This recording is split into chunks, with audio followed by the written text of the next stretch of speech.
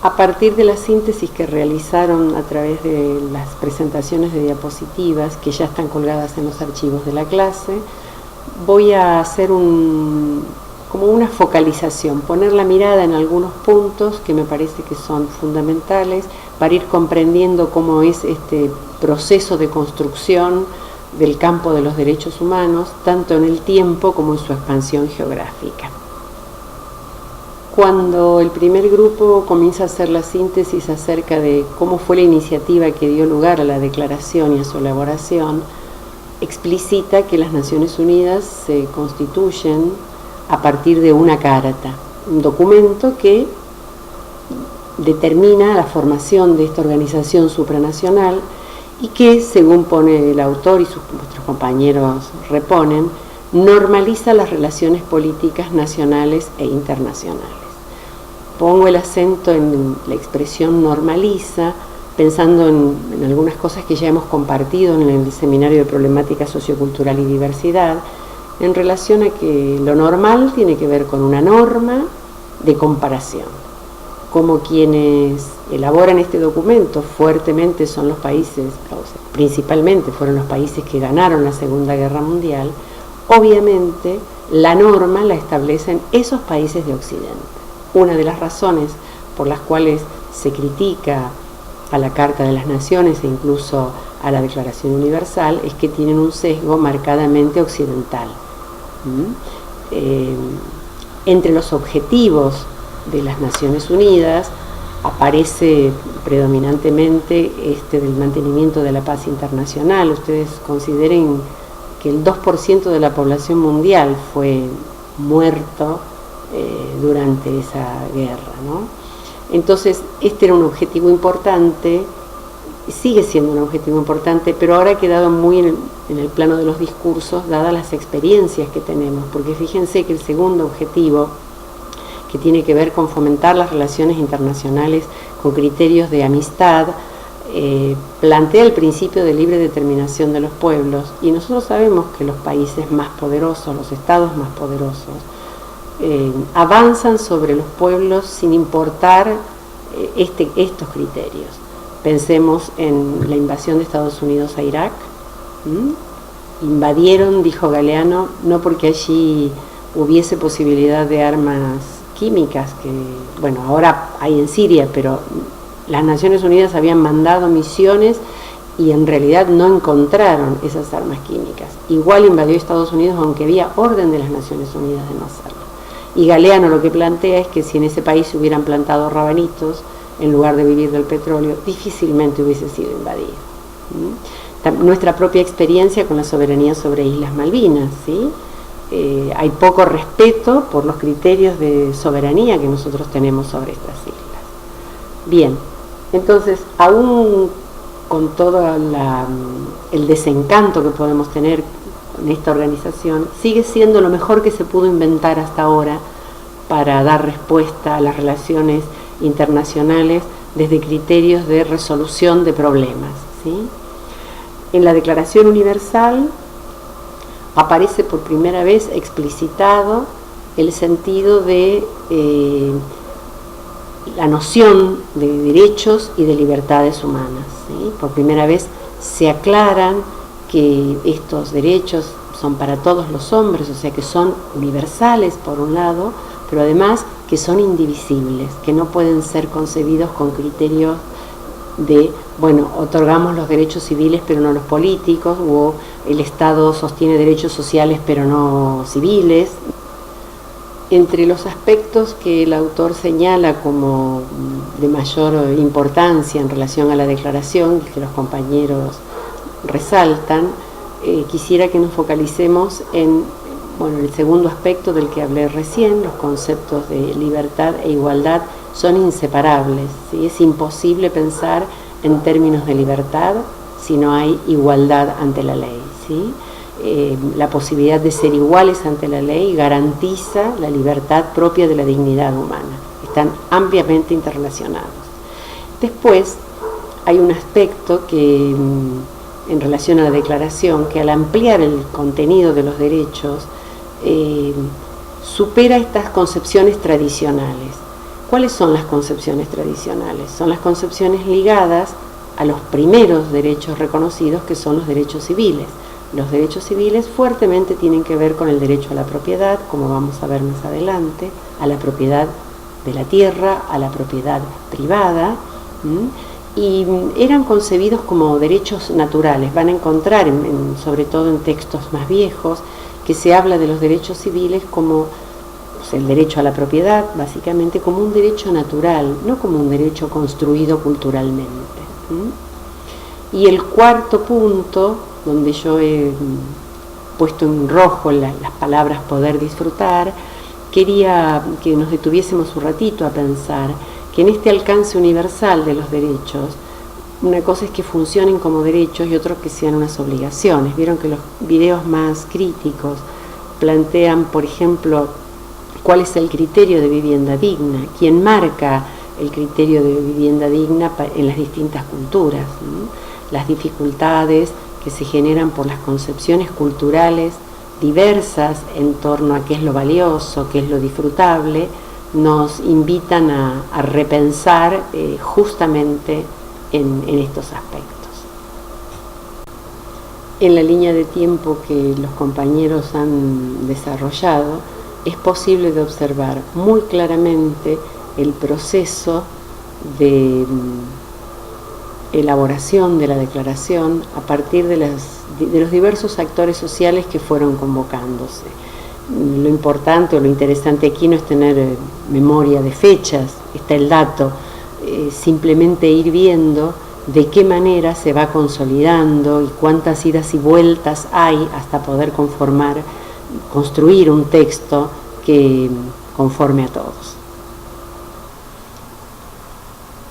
El segundo grupo trabajó sobre el modo en que en la Declaración Universal de los Derechos Humanos estos son enunciados ampliando significativamente el contenido respecto a documentos anteriores. Los compañeros, junto con el autor, llaman la atención acerca del modo en que Marshall en 1950 plantea que en Occidente, esto es importante que lo tengamos nuevamente en cuenta, los derechos fueron reconocidos a través de 3 etapas históricas diferentes. Veamos. En el siglo XVIII son reconocidos los derechos civiles. En ese momento fueron los más importantes y en realidad estos derechos planteaban que los ciudadanos estaban en pie de igualdad ante la ley y no había ciudadanos que tuviesen mayores privilegios que otros, como había sido hasta ese momento en el caso de los reyes, los nobles y demás. En el siglo XIX se cristaliza la enunciación de los derechos políticos, por los cuales el soberano deja de ser el rey y empieza a ser el pueblo. Comienzan a funcionar, a legislarse en torno a los derechos a ser elegidos o a elegir a las autoridades en cada Estado-nación. Y el siglo XX es el siglo de los derechos sociales, son los derechos que permiten vivir mejor. El siglo XXI esperemos que sea el siglo de los derechos solidarios, de los derechos colectivos. Con respecto a los derechos civiles, es importante esta conceptualización que sintetizaron los compañeros en relación a que hay derechos, los derechos relacionados con la libertad de acción, que en alguna medida pueden estar limitados por los derechos de los demás. Nosotros habitualmente escuchamos esto de que mi libertad termina donde comienza la tuya, ¿sí? Esto sí en relación a la libertad de acción, pero hay derechos, los derechos de integridad, que son absolutos, que no pueden anularse. Mi derecho a la vida no termina cuando empieza el tuyo. Vos y yo tenemos derecho a la vida, a la libertad, a la seguridad y a todos estos que los compañeros han enumerado. Con respecto a los derechos políticos, claramente la Declaración sustenta su propuesta en organizaciones políticas de orden democrático. Fíjense hacia abajo en la imagen que plantea que la democracia y el buen gobierno requieren que haya separación de poderes en un marco constitucional, ¿sí? plantea, digamos, un tipo de organización política que es típica de las democracias occidentales liberales, que los actos de la autoridad tienen que estar basados en una ley y que esa ley tiene que estar aprobada por la Asamblea Legislativa, que es el órgano de máxima representatividad, porque a diferencia de los poderes ejecutivos, que son desempeñados por los representantes de un partido político, en la Asamblea están representados todas las expresiones políticas de una comunidad, de un Estado-nación. De modo que estos derechos políticos que marca la Declaración claramente expresan la concepción gubernamental de Occidente, de aquellos países, insisto, que ganaron la Segunda Guerra Mundial. La gran innovación que introduce la Declaración Universal es la inclusión de los derechos económicos, sociales y culturales. Esto fue posible, como veremos más adelante, porque ya se había producido la Revolución Rusa, que implantó las ideas colectivistas como modos de organización social. Han visto que yo he marcado con rojo también la expresión seguridad social, porque tuve que hacer una intervención en el foro. La expresión seguridad social no se refiere a lo contrario a la inseguridad, que es lo que, digamos, el discurso más corriente en nuestros días en nuestra comunidad, ¿sí? La seguridad social se refiere a aquellos derechos que tenemos los ciudadanos en etapas de vulnerabilidad de nuestra vida, o aquellos ciudadanos que viven en condiciones de vulnerabilidad. Son los derechos a las pensiones, a la jubilación, en nuestro país, por ejemplo, a la asignación universal por hijo. Son derechos que nos hacen vivir más seguros en nuestra sociedad.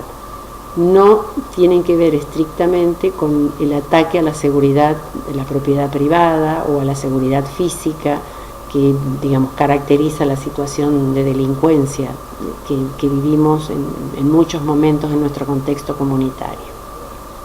Y después están resaltados en color rojo las dos palabras, la misma palabra, ¿no? El nivel de vida adecuado y el derecho a una alimentación y nutrición adecuada. Porque esto de la adecuación en realidad es muy difícil de determinar en forma universal. Si empezamos a mirarnos entre nosotros, probablemente para algunos de nosotros la nutrición que tenemos es adecuada, y para otros mirarán cómo nos nutrimos y dirán, ¡ay, qué mal se alimentan! Y lo mismo con la vivienda, mientras para algunos de nosotros, digamos, es natural pensar que es adecuada la calefacción con gas natural para vivir con un buen nivel. En otros conciudadanos, no necesariamente de Comodoro Rivadavia, no entienden que la calefacción sea una necesidad de nivel de vida adecuada. Digamos que ahí la expresión adecuada es un poco peligrosa, porque también puede dar lugar a interpretaciones ideológicamente determinadas. En esta diapositiva los compañeros nos llaman la atención acerca de la doble función de los derechos económicos, que por un lado son la base para prestaciones que permitan este nivel de vida adecuada del que hablábamos antes, pero por el otro lado, y esto lo he remarcado con el color rojo para llamar bien la atención, son el fundamento de la independencia y por ende de la libertad. Cuando nosotros no tenemos acceso al ejercicio de nuestros derechos económicos, cuando el Estado no garantiza los derechos económicos, los niveles de independencia y con ellos de libertad quedan claramente restringidos, ¿sí? Para poder disfrutar los sociales, claramente hay que tener satisfechos los derechos económicos. Algún aspecto en el que quiero volver a insistir tiene que ver con el derecho a la propiedad, porque justamente es un derecho fundacional, porque tiene que ver con los derechos civiles, y la introducción de esta nueva mirada en torno a los derechos sociales permitió conceptualizar que el derecho a la propiedad no es absoluto, o sea, fíjense que hay leyes de expropiación, que hay diferentes modos de poder poner ciertas propiedades al servicio del colectivo. De todos modos, la legislación y la declaración señala que nadie puede ser privado con arbitrariedad de su propiedad, porque ahí está fuertemente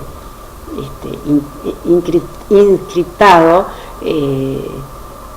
digamos, el mandato de derechos civiles que ya marcaron desde las revoluciones francesa y anteriormente en Gran Bretaña, como veremos después, el valor de la propiedad individual. Por eso cuando los compañeros ponen como en el sentido tradicional, y ponen muy bien entre paréntesis, liberal capitalista, el sentido tradicional de la propiedad es liberal capitalista, ¿sí? Entonces, la propiedad no puede ser disfrutada por todos en igualdad de condiciones, porque nuestras sociedades son injustas. Entonces, se complementa el derecho a la propiedad con el derecho al trabajo, que te permitiría alquilar algo medianamente digno, adecuado, y además con el derecho al acceso a la seguridad social del que ya hablamos. Luego los compañeros enumeran, de la mano de Eide, una serie de derechos culturales. Sobre ellos vamos a reflexionar con el texto de Simonides y va a ser la base para la selección de sitios que van a recomendar para la semana próxima. La última diapositiva de este grupo plantea los dos enfoques de la cultura sobre los que nos convoca a reflexionar el autor. Me parece que es importante tener claro que la cultura está orientada a procesos y a sistemas, ¿sí?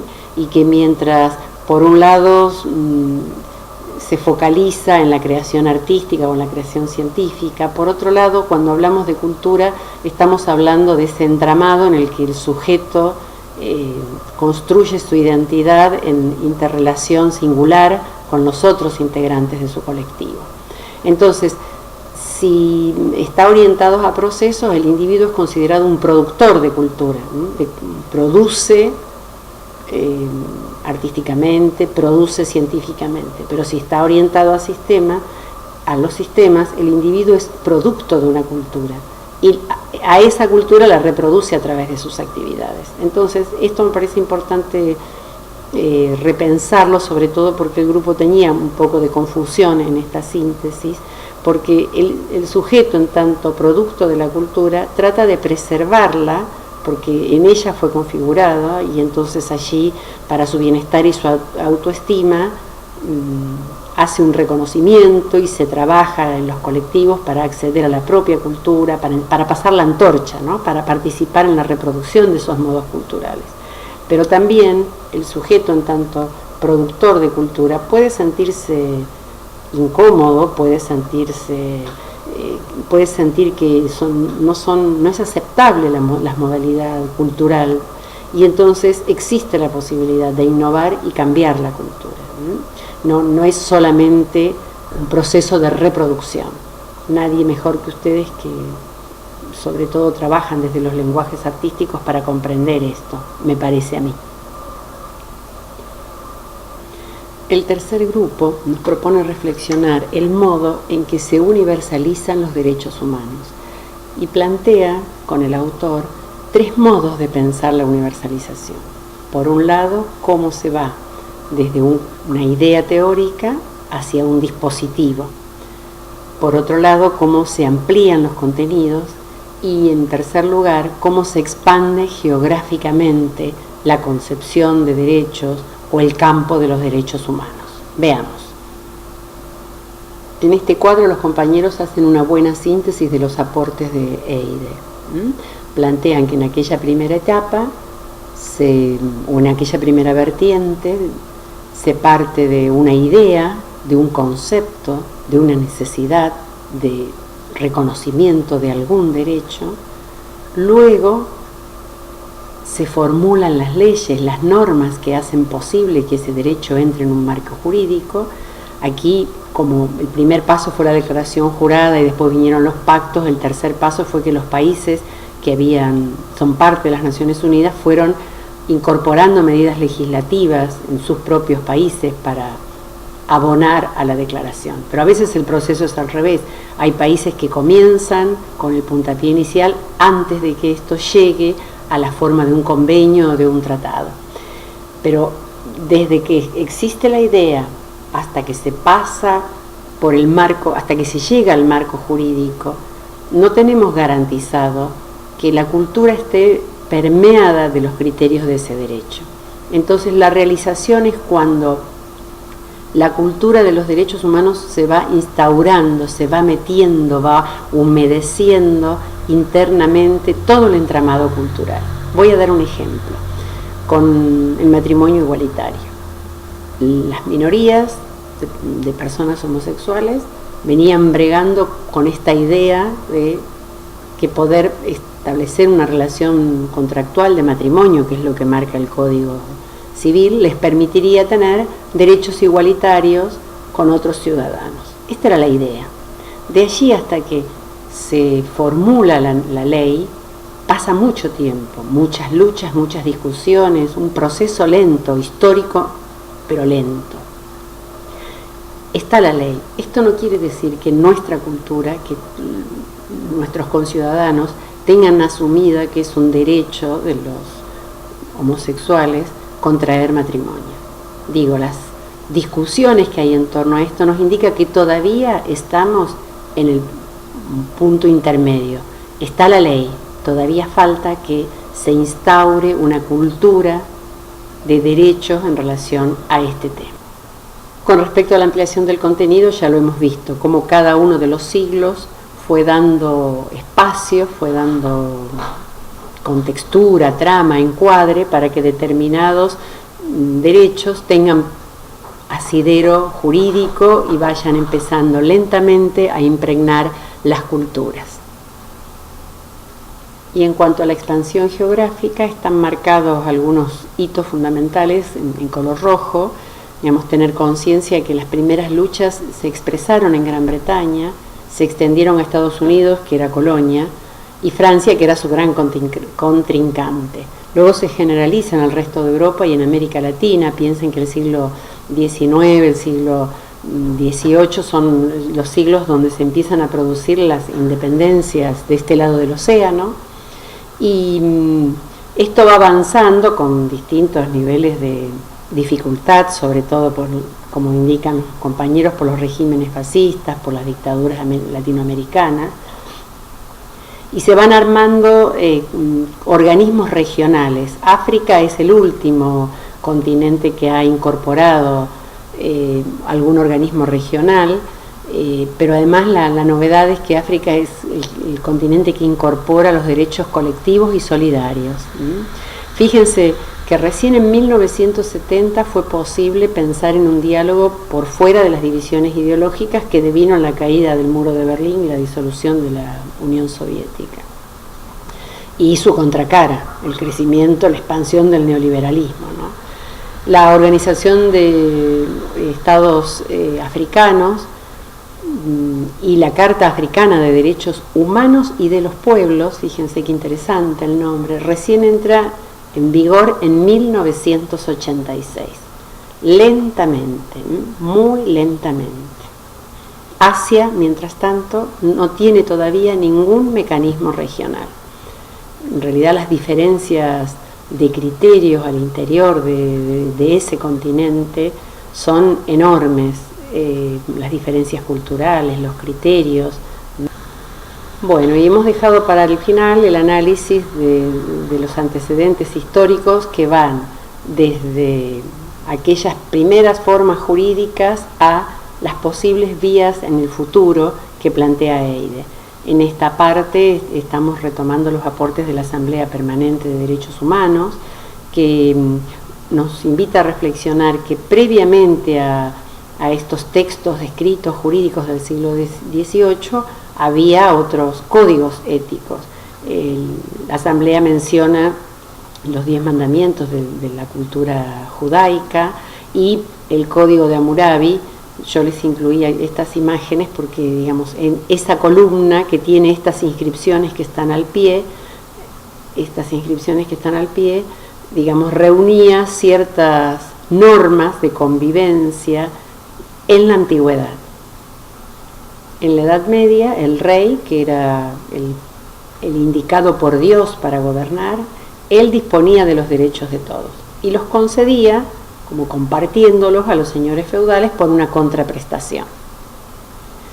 Como dije anteriormente, los compañeros acá reportan esto de que el primer documento es inglés, el primer documento que plantea criterios de libertad individual, y si bien los beneficiados con estos derechos son todavía solo los nobles, los obispos, ¿sí?, la iglesia, y los caballeros, porque eran el sector militar, en realidad es un primer antecedente no menor. En el marco de la Carta Magna Inglesa aparecen por primera vez la posibilidad de tener juicios justos, juicios regidos legalmente, pues anteriormente el rey bajaba el pulgar y adiós nonino. En 1689 nuevamente los ingleses, ¿sí?, establecen un acta de derechos que pone a funcionar, como modo de restringir la autoridad del rey, un parlamento y un poder judicial. Y luego hasta 1789 es como que se va progresando, y la Revolución Francesa produce así como la gran explosión, porque pone en escena el concepto de derechos humanos que tenemos nosotros hoy, que tienen que ver con la dignidad humana, ¿sí?, plantea el derecho del hombre y del ciudadano. Todavía habla de derechos naturales, pero estamos en 1789, y pone a todos los ciudadanos en condiciones de igualdad ante la autoridad. Sí, la Revolución Francesa plantea la propiedad privada como un derecho natural, no como una construcción cultural, y en realidad los que participaban en la legislación no era el común de los mortales, sino los nobles. Bueno, está bien, no eran representantes del pueblo, pero en realidad tampoco nosotros tenemos un sistema de participación legislativa de todos los ciudadanos, sino a través de nuestros representantes. Ya en 1919, cuando termina la Primera Guerra Mundial, se firma el Tratado de Versalles, que fue una protodeclaración universal, ¿sí? Lo interesante allí es que, además de que se plantea la posibilidad de un nivel supranacional para proteger los derechos, también se habló de la necesidad de proteger los derechos de las minorías en cada nación. En 1917 se produce la Revolución Rusa, paralela a la mexicana, y esto es lo que da origen a poder pensar a los sujetos más allá del individuo, y a poder empezar a pensar comunitaristamente los derechos. Esto implica una nueva concepción de ciudadanía.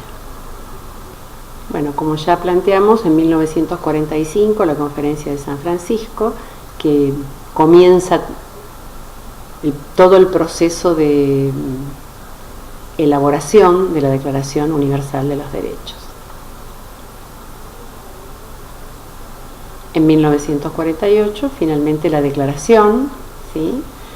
Después de la declaración se establece un convenio internacional sobre derechos económicos, sociales, culturales y políticos, y luego un protocolo.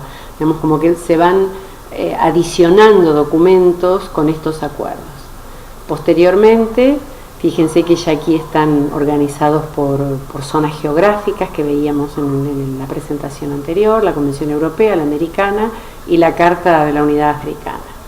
En nuestro país, la Constitución de 1949, que es la Constitución peronista, que fue derogada por el golpe de Estado del 55, implanta derechos económicos, sociales y culturales, que después apenas se recogen en el artículo 14 bis de la Reforma Constitucional del 57.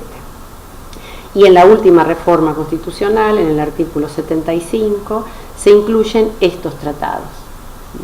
Deténganse un ratito a leerlos, a ver estas normas internacionales que en nuestro país tienen carácter de constitución. Y después está, por último, una postura del autor que yo los invito a mirar críticamente, pues él hace un planteo en relación a un gobierno mundial, donde en realidad se legisla internacionalmente, pero como también reconoce el peso del mercado mundial en el manejo del poder en el país, en el mundo, y cómo hay empresas que tienen un enorme peso de poderíos, aún más que las Naciones Unidas, habría que ver esta intensificación de la desigualdad, la inseguridad, la fragmentación por la mundialización o la globalización económica, en qué medida es posible de ser sostenida si el Estado-Nación sigue perdiendo sus funciones como protector y garante de los derechos. El autor plantea que el hecho de que aparezcan instituciones no gubernamentales estableciendo redes sería un aspecto positivo, así como que las políticas económicas y ambientales sean planteadas por las bases sociales, digamos, por los ciudadanos en colectivos organizados. Y está bueno como intención. Nosotros como país tenemos poca experiencia de participación en el tercer sector. Y por último, cuando ellos plantean que las actividades políticas internas, cuando el autor plantea esto, ¿no?, deben ser vigiladas y controladas internacionalmente, él lo plantea en términos de colaboración con otros estados, pero en realidad nosotros sabemos que los estados más poderosos vigilan y controlan, pero para dominar, no para colaborar. Después el autor se detiene en la sociedad civil, en estas organizaciones no gubernamentales, y plantean el modo en que han logrado hasta obtener el estatuto de observador en las Naciones Unidas. ¿Se acuerdan cuando estudiamos el año pasado la Convención sobre los Derechos de las Personas con Discapacidad? Cómo habían participado organizaciones tomando la palabra. Es interesante, pero la experiencia nuestra en nuestro país es que en general los grupos con peores posibilidades económicas, en situación de mayor vulnerabilidad, en general son grupos que tienen muchas dificultades para asociarse demandando al Estado. De modo que tendríamos que mirar con mucho cuidado esta propuesta. Y si bien él plantea que un gobierno mundial no lo entiende como una organización, sino como una red de instituciones, llama la atención, nos invita a pensar en que hay que cumplir con determinados valores y principios reconocidos universalmente, y ahí otra vez lo de universal entra en cuestión.